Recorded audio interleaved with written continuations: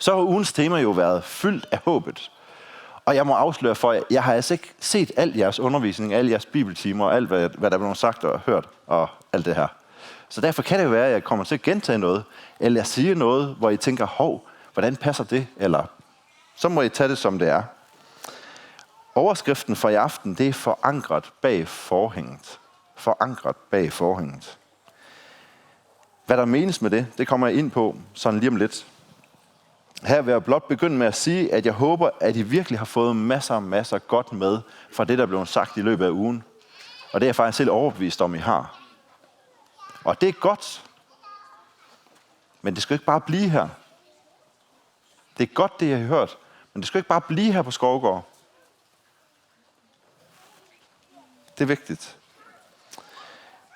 Fordi det er jo sådan, at vi kan ikke bare fortsætte med at have Skovgård her, selvom man godt kunne have lyst til at sætte teltet op og bare blive her. Og lidt ligesom Peter op på Forklarelsens bjerg, ikke også? Skal vi ikke bygge teltet, så bare blive her? Det kan vi heller ikke. Vi skal hjem, vi skal ned fra bjerget, vi skal derhjem. Og hvad så? Hvad så? Ja. Det bliver hverdag igen. I skal ned fra bjerget igen. Hverdagens trummerum, den rammer.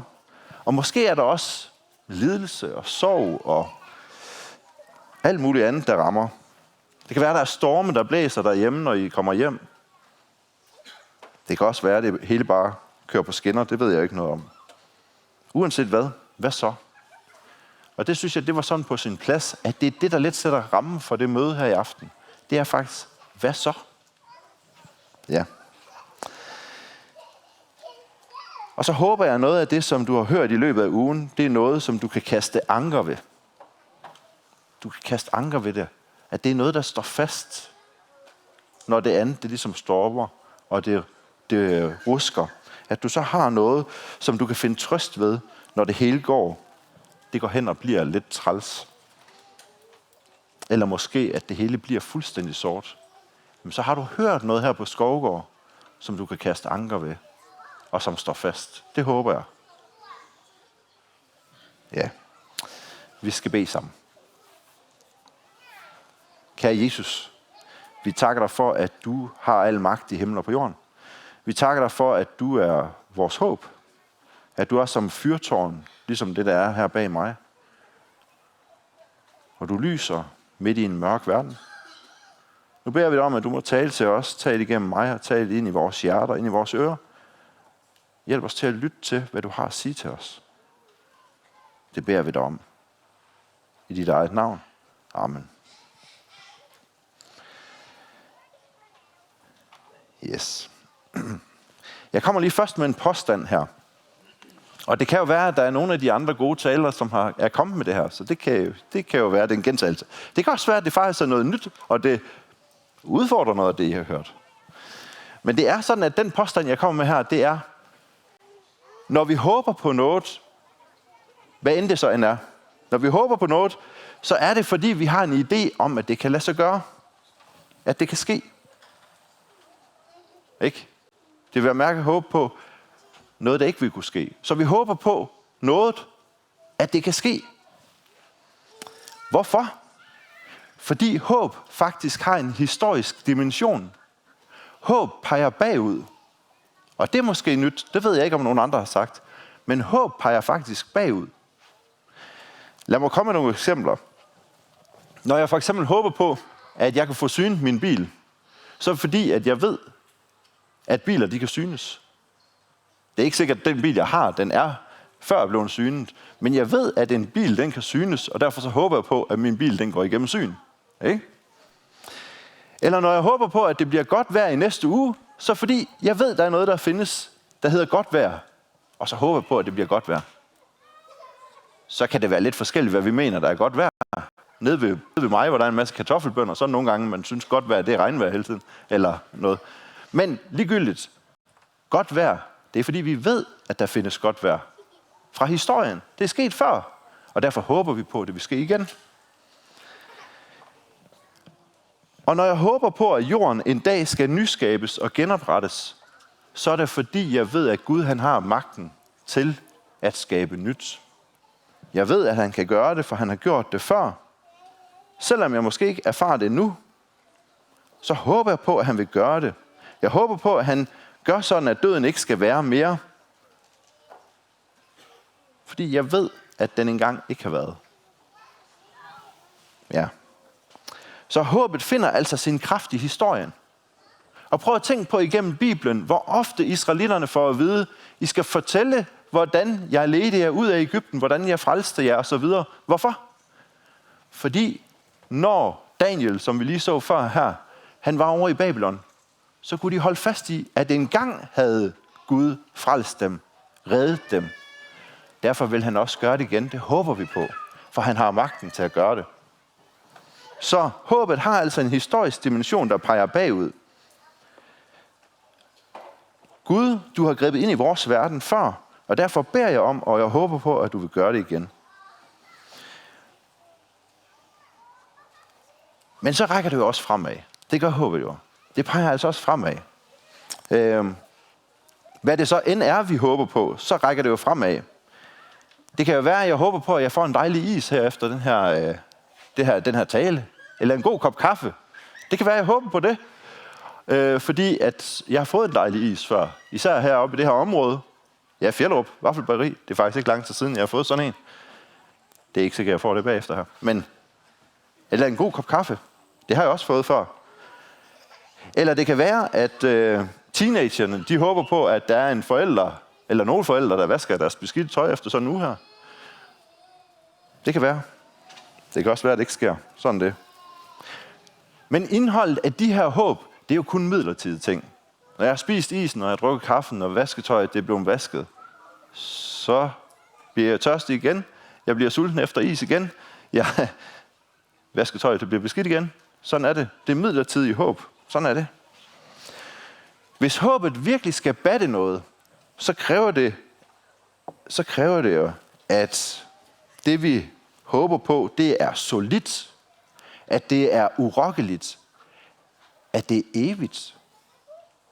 For ellers så skal vi jo bare igen og igen. Det må stå fast så, det vi håber på.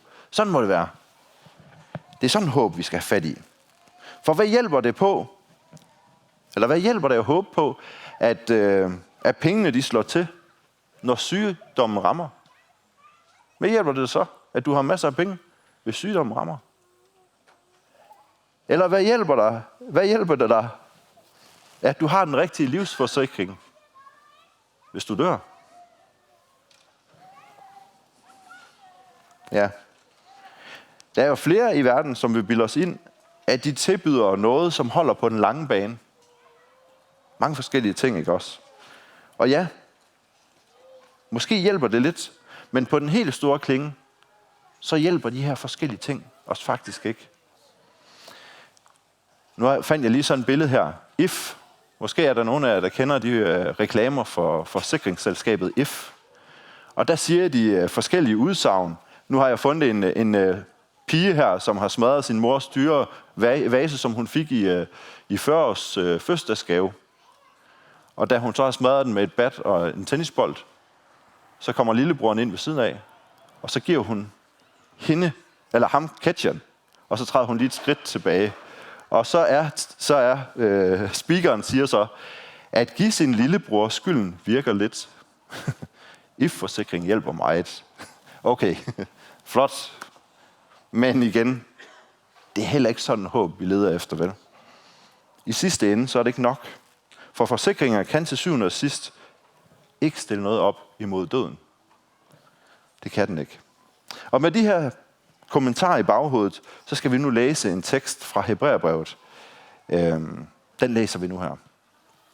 Den står i kapitel 6. For da Gud gav Abraham sit løfte, svor han ved sig selv, fordi han ikke havde nogen større at svæve ved. Og han sagde, sandelig, jeg vil velsigne dig og gøre dine efterkommere talrige. Så ventede Abraham tålmodigt og fik, hvad Gud havde lovet ham. Mennesker svæver jo ved en, der er større end de selv, og eden gør en ende på alle indvendinger og stadfæster dermed sagen.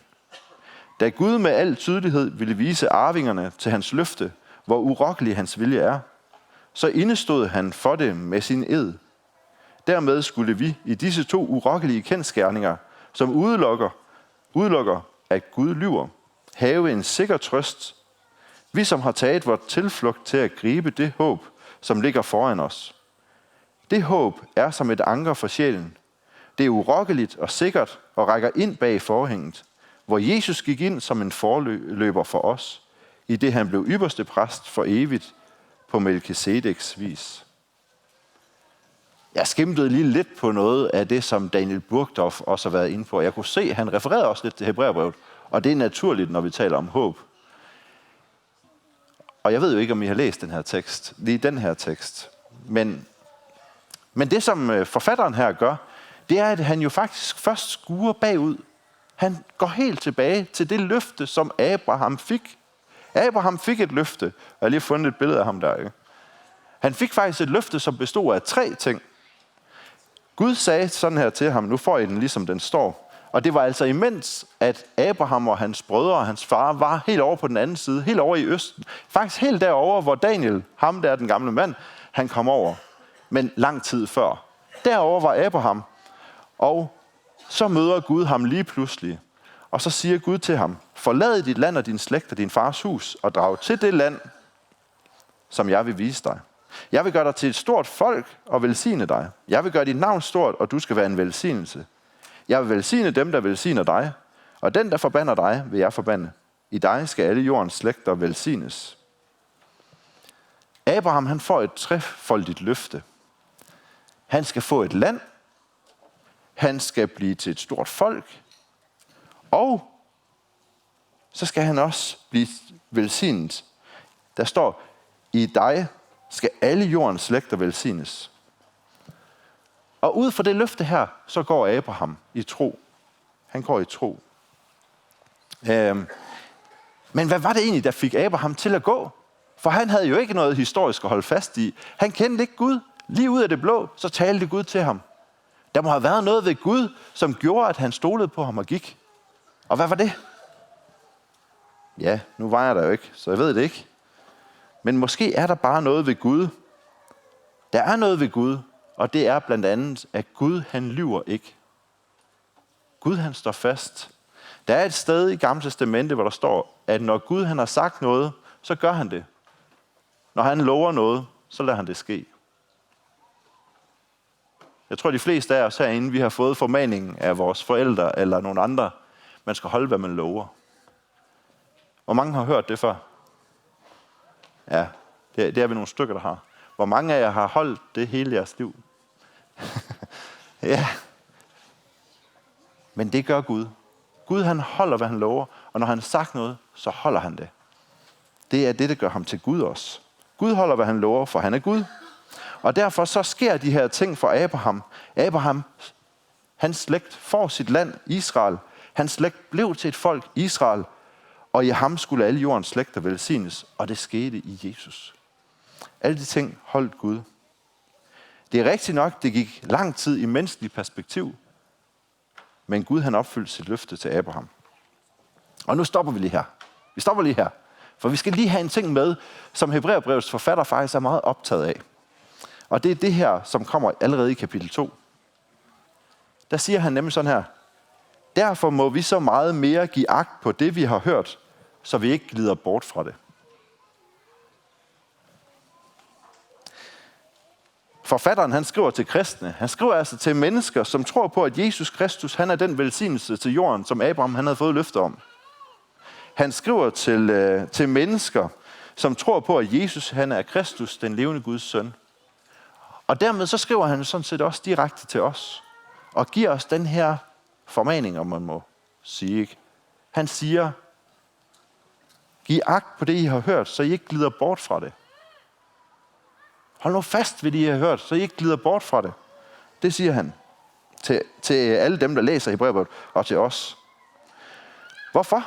Fordi det, vi har hørt, det er ordet om Jesus, og det er det, der gør, at vi tror på ham. Jeg håber, du tror på Jesus. Og gør du det, så er det, fordi du har hørt om ham, og det har vækket troen i dig. Tillykke. Tillykke, det er dejligt. Det er godt. Det er ikke i kraft af en taler, der har sagt det rigtige. Det er i kraft af Guds ord, af Kristi ord, at troen den kommer.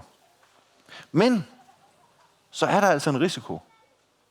Det er dejligt, du tror, men der er faktisk en risiko for at glide bort fra det. Det siger han her. Der er en reel fare for, at du og jeg, vi kan miste troen på Jesus. Det er der. Det sker sjældent bare over en nat. Det er netop en glidende bevægelse. Det er ikke sådan, du vågner op en dag og så siger, nå, jeg tror ikke. Sådan tror jeg, det sker for de færreste. Men måske er det sådan, at man lige pludselig, eller med tiden synes, at det er måske ikke så vigtigt, det med at læse i Bibelen. Så det drosler man lidt ned. Eller man synes måske også, det der med kirke og gudstjenester og møder, det er måske lidt kedeligt. Måske noget, man kan nøjes med at komme med til sådan en gang imellem. Måske tage på Skovgård hver andet år eller tredje år.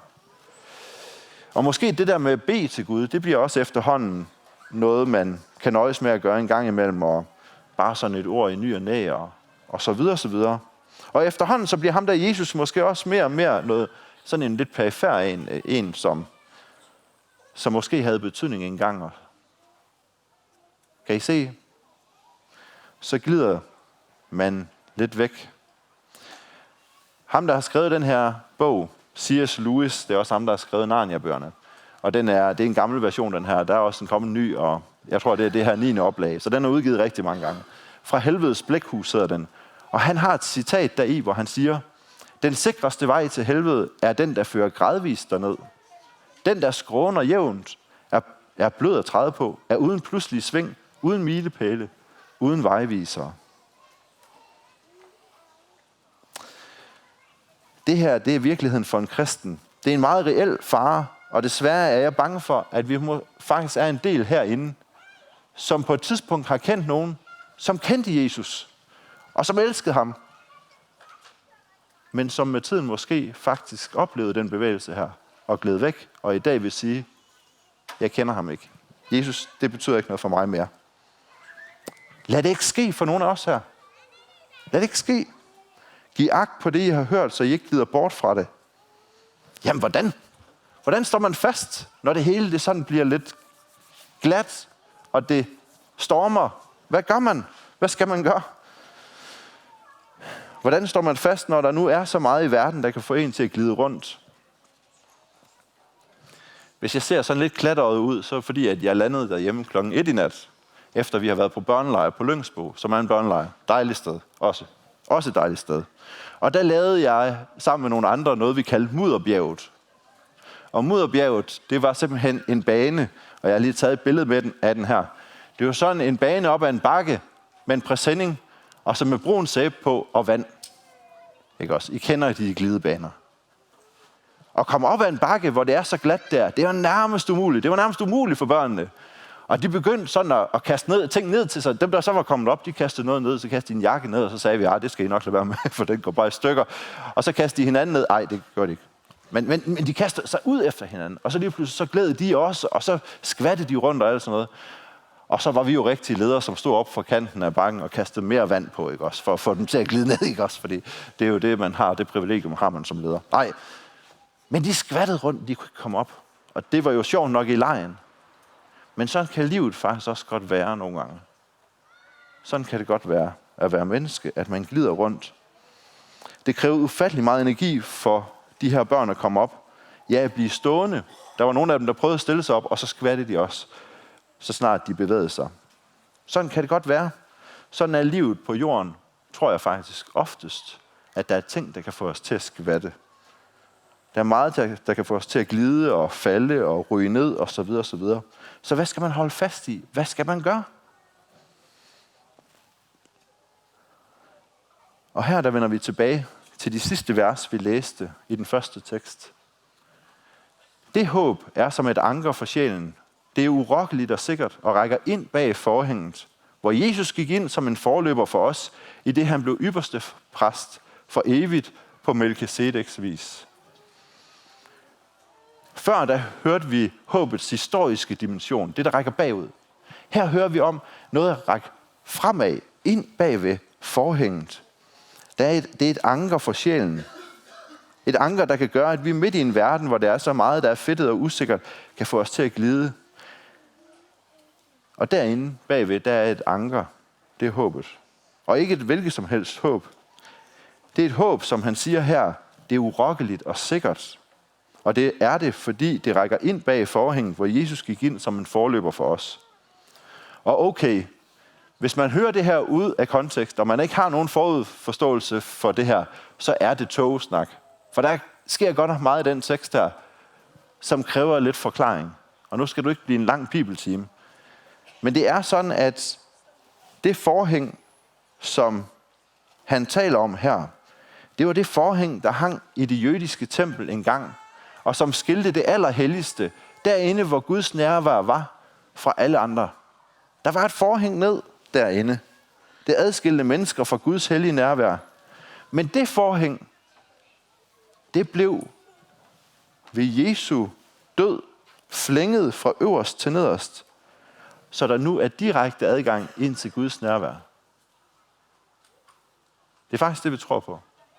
Nu kan vi vade lige derind i Guds nærvær. Hvorfor? Ja, det siger Hebræerbrevets forfatter faktisk også et sted. Og måske har I været inde på det kunne jeg forestille mig. Han siger nemlig, brødre, ved Jesu blod har vi altså frimodighed til at gå ind i helligdommen af den nye levende vej, som han har åbnet for os gennem forhænget. Det vil sige ved sit jordiske legeme, og vi har i ham en stor præst over Guds hus. Han har revet forhænget til side. Han er gået ind bagved der. Jesus han har sejret, og han har banet vej ind bag forhænget, og han er nu i det allerhelligste. Jeg sagde lige før, at håbet det har en fremtidig dimension, ikke? Men det her, det lyder nærmest som om, det er en nutidig dimension. Han er der lige nu. Håbet, det er altså noget fortid, det er noget fremtid, men det er også noget, der sker lige nu.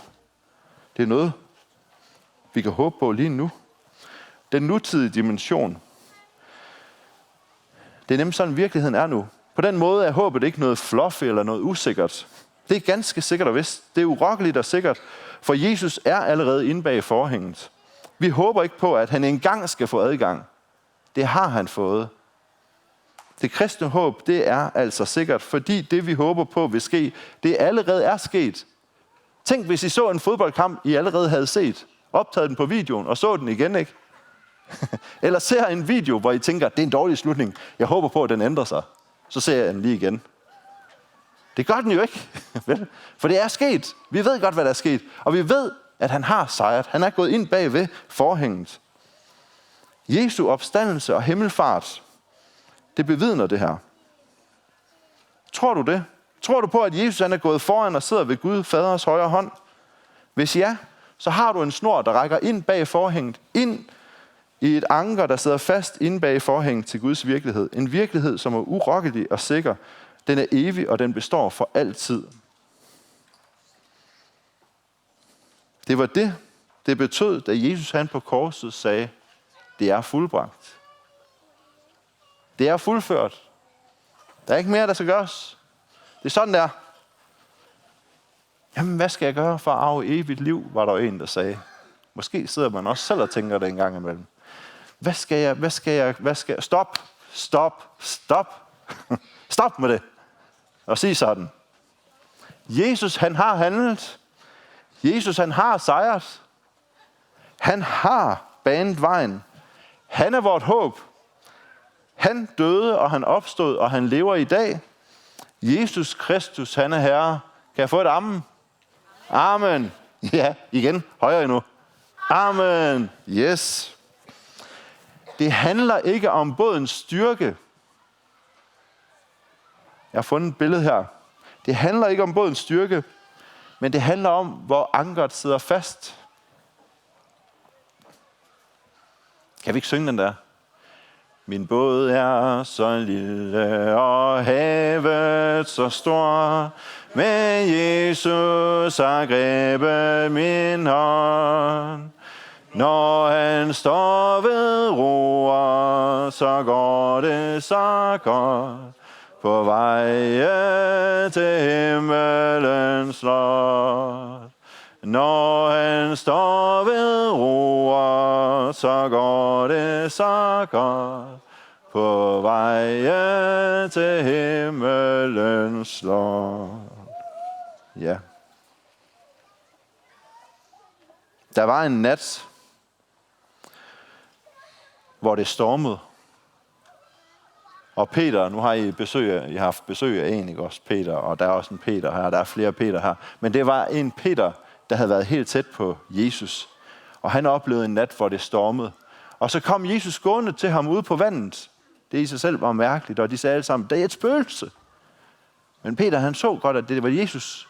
Og så sagde han, må jeg komme ud til dig? Og så gik han ud over rælingen på båden, og så gik han på vandet og så på Jesus. Nogle gange så skal man spørge børn og andre, hvor mange gik egentlig på vandet? Jesus. Jamen, der var jo en mere. Peter, han gik også på vandet, så længe han så på Jesus. Men lige pludselig så han stormen omkring sig, og så sang han. Og så står der, at Jesus, han greb ham og trak ham op igen. Det er helt fantastisk.